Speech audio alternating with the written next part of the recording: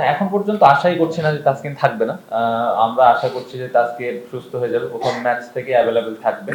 আম যদি না থাকতে পারে তাহলে এটা অবশ্যই আমাদের টিমের one of the best bowler এবং মেইন বোলার আমি বলব। না থাকতে পারলে সেক্ষেত্রে আমাদের যে ব্যাকআপ অপশন আছে ওটা নিয়েই আগাইতে হবে।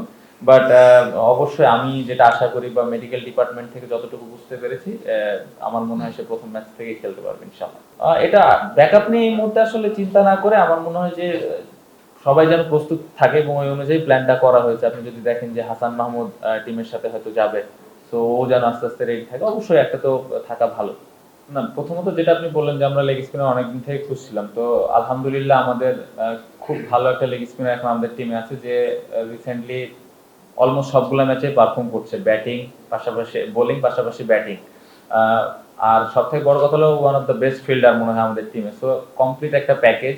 ও যদি ওর সেরাটা দিয়ে খেলতে পারে, আমার মনে হয় টিম অনেক দূর আগাবে। বাট বাড়তি কোনো প্রেশার আমি তাকে দিতে চাই না এবং বাড়তি ওর কাছ থেকে কোনো কিছু আশাও করছি না। ও যে জিনিসটা পারে সেই জিনিসটাই আশা করব এবং ওই জিনিসটা যদি ও ডেলিভার করতে পারে টিমের জন্য অনেক ভালো কিছু হবে। আর সিলেক্টররা যেটা বলেছেন, সিলেক্টর কিন্তু সবসময় যখন টিম করেন একটা ব্যাকআপ অপশন কিন্তু রাখেন। তো আল্লাহ না করুক ও যদি খুব খারাপ যায়, সেক্ষেত্রে হয়তো ব্যাকআপ চিন্তা করে এই কথাটা বলেছেন। বাট সবাই ক্যাপাবল এখানে খেলার জন্য।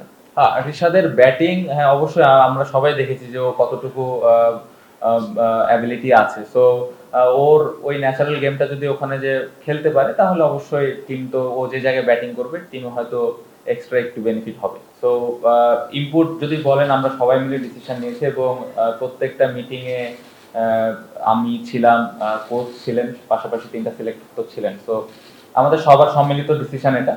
আর সাকিব এবং সাইফুদ্দিনের বিষয়টা যেটা বলবো যে সাইফুদ্দিনের কোচও যেটা মেনশন করলো যে সাকিব আমার মনে হয় যে এখন যে অবস্থায় আছে, যে ওর বলের পেসটা স্বাভাবিকভাবে সাইফুদ্দিনের থেকে বেশি এবং সাইফুদ্দিনের কাছ থেকে যেরকম আমরা আশা করছিলাম বা যেরকম এক্সপেক্ট করছিলাম, ওই অনুযায়ী আমার মনে হয় যে একটু কম বেশি ছিল।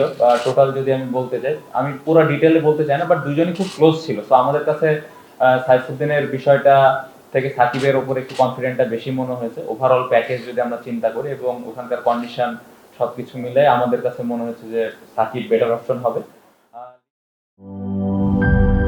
একটি ভুল টপিক নষ্ট করে দেয় আড্ডার দিক, তেমনি একটি ভুল উপাদান নষ্ট করে দেয় পারফেক্ট মিক্সিং। বাট প্রাণ চানাচুরে পাবেন সঠিক উপাদানের ঠিকঠাক মিক্সিং, তাই স্বাদটাও পাবেন পারফেক্ট। প্রাণ চানাচুর পারফেক্ট মিক্সিং।